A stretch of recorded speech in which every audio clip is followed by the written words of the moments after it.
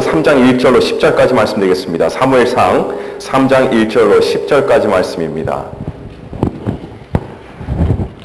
사무엘상 3장 1절로 10절까지 말씀드리겠습니다. 구약성경 412면을 여러분께서 열어주시면 감사하겠습니다. 사무엘상 3장 1절로 10절까지 말씀입니다.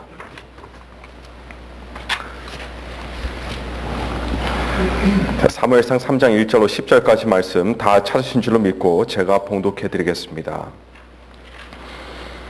이 사무엘이 엘리 앞에서 여호와를 섬길 때에는 여호와의 말씀이 희귀하여 이상이 흔히 보이지 않았더라.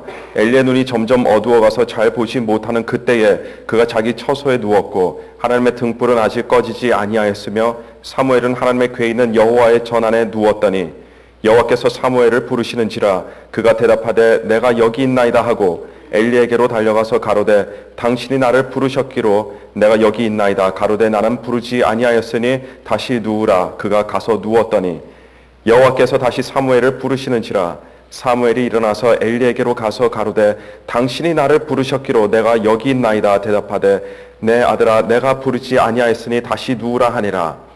사무엘이 아직 여호와를 알지 못하고 여호와의 말씀도 아직 그에게 나타나지 아니한 때라. 여호와께서 세 번째 사무엘을 부르시는지라 그가 일어나서 엘리에게로 가서 가로되 당신이 나를 부르셨기로 내가 여기 있나이다. 엘리가 여호와께서 이 아이를 부르신 줄 깨닫고 이에 사무엘에게 이르되 가서 누웠다가 그가 너를 부르시거든 내가 말하기를 여호와여 말씀하옵소서 주의 종이 듣겠나이다 하라. 이에 사무엘이 가서 자기 처소에 누우니라. 여호와께서 임하여 서서 전과 같이 사무엘아 사무엘아 부르시는지라 사무엘이 가로되 말씀하옵소서 주의 종이 듣겠나이다. 아멘. 세계 역사를 공부하다 보면요 고대 왕조들마다 그 나름대로의 건국 설화라는 것이 있다는 것을 우리는 쉽게 알 수가 있습니다. 자, 우리나라의 경우만 보더라도요 고조선을 세운 단군 왕검은 본래 곰이었지만 인간으로 화한 여인과 하늘에서 내려온 환인의 아들 환웅사에서 태어난 자식이라고 그렇게 알려져 있습니다. 주몽으로 우리들에게 잘 알려진 고구려의 동명성왕과 신라를 세운 박혁거세는 알에서 태어났다라고 이렇게 전해져 내려옵니다. 가야 또한 비슷합니다. 육가야를 세운 시조들은요 전부 다 알에서 태어났습니다. 근데 알에서 태어나고 나서 열흘이 지나서 다들 어른이 되었고 그 알에서 부화한 지 보름 뒤에는 왕들로 즉위해서 육가야를 통치했다고 합니다. 이런 건국설화는 비단 우리나라에만 있는 이야기들이 아니에요.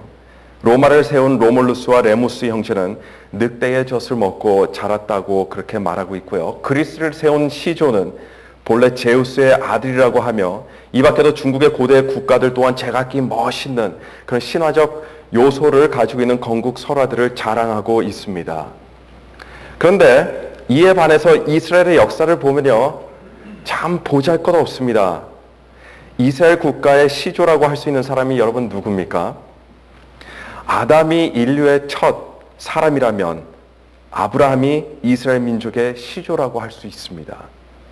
아브라함이 한 국가 또는 한 민족의 시조라고 한다면 우리는 아브라함에게서 무엇인가 남들과 다른 그 어떤 것을 기대하지 않겠습니까?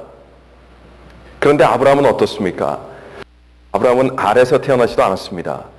늑대 같은 동물 젖을 먹으면서 그렇게 자라지도 않았고 주몽처럼 활을 잘 쏘는 그런 특별한 영웅적인 재주도 가지고 있지 않은 사람이었습니다.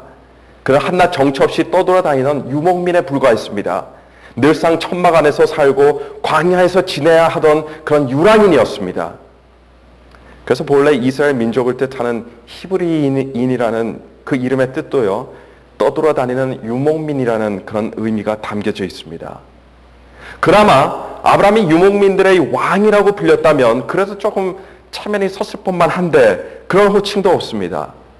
오히려 때로 기거하던 곳에 기근이 찾아오게 되면 아브라함은 주변에 잘 사는 국가로 가서 거기서 빌붙어서 살아야 했습니다. 그렇게 살다가 자신의 아내까지 애굽인들에게 빼앗길 뻔한 사람이 이스라엘 민족의 시조라고 불리는 아브라함입니다. 이스라엘 국가의 시작은요 이리도 초라했습니다. 시작이 이리도 초라했다면 그렇다면 이스라엘 민족의 형성기는 어떠할까요? 이스라엘 민족의 형성기는요 더욱 비참합니다. 기근으로 남의 땅인 애굽에 들어가서 거기서 얹혀 살았는데 그 다음에 어떻게 됩니까?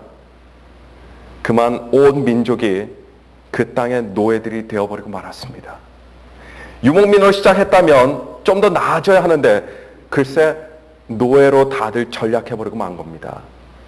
이런 역사의 시작만 보더라도 우리는 이스라엘 민족이 얼마나 어렵고 고달픈 그런 인고의 세월을 보내야 했는지 쉽게 짐작할 수가 있습니다. 다에게 노예로 전락했던 이스라엘 민족이 애굽에서 나와 자유를 얻게 되긴 했지만 긴 시간 동안 광야에서 방황해야 했고 어렵게 자신들의 땅을 얻기 위해서 많은 전쟁과 희생을 치러야만 했습니다.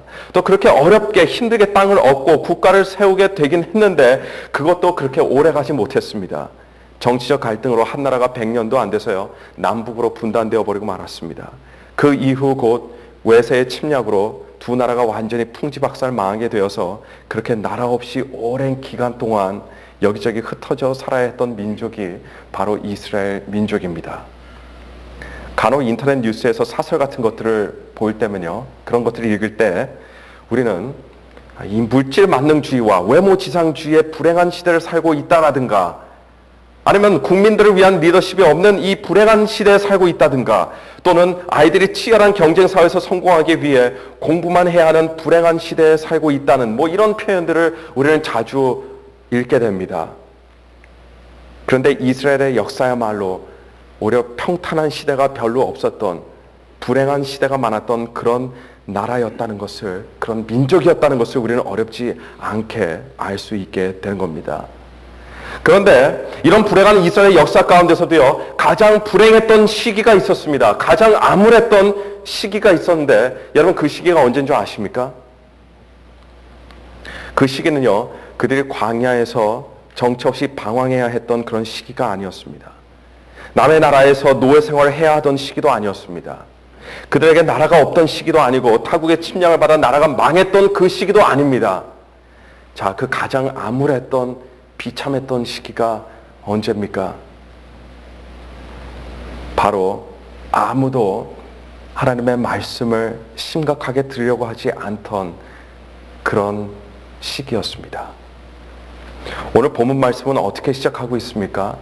1절 말씀 보니까 아이 사무엘이 엘리 앞에서 여호와를 섬길 때는 여호와의 말씀이 희귀하여 이상이 흔히 보이지 않았더라라고 이렇게 말하고 있습니다. 역사적으로 볼 때는요 오늘 본문 말씀이 나오는 이 시기를 학자들은 사사시대라고 부릅니다.